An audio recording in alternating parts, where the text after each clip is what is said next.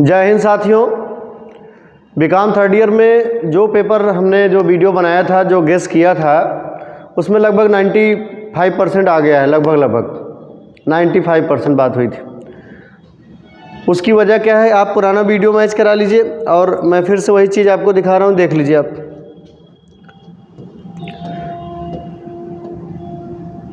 Practical topic में सबसे पहले चर्चा करते हैं। आपके प्रैक्टिकल टॉपिक में जो क्वेश्चन आए हुए, मेरे पास पेपर है इस समय।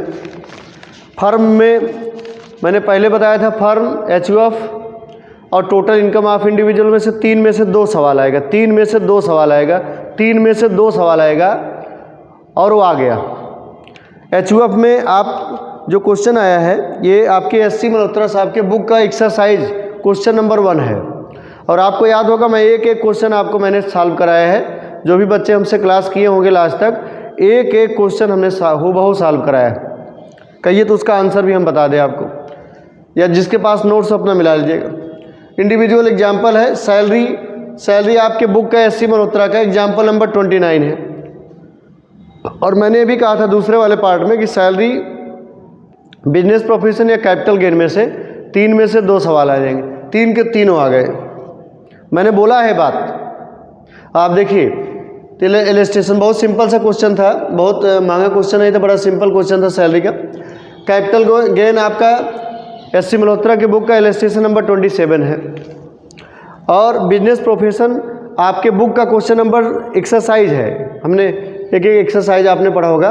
क्वेश्चन नंबर 17 है, उसमें सोमनाथ है। बस उसमें सोमनाथ एक लीडिंग लॉयर है, उनका नाम लिखा गया है।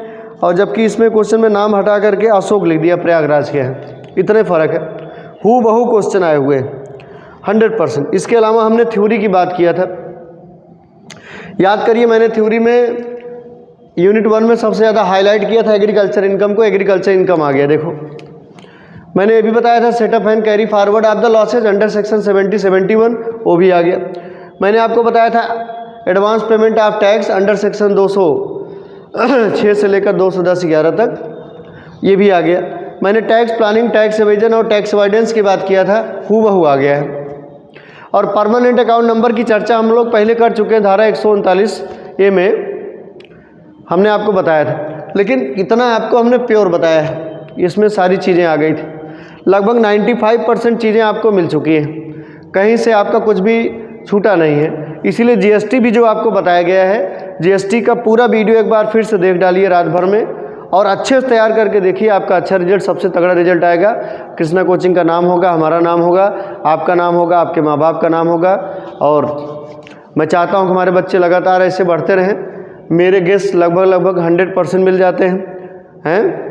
तो मेरा मानना है कि आप उसको, मैं कहता तो 80% हूँ, लेकिन वो आ गया 95% आ जाता है, 90 के ऊपर ही आ जाता है। इसलिए पिछली बार इनकम टैक्स में लोग 90, 95, 98 तक पा गए थे। तो आप खूब मेहनत करके अगले पेपर पर तैयारी करिए। जय हिंद, जय भारत।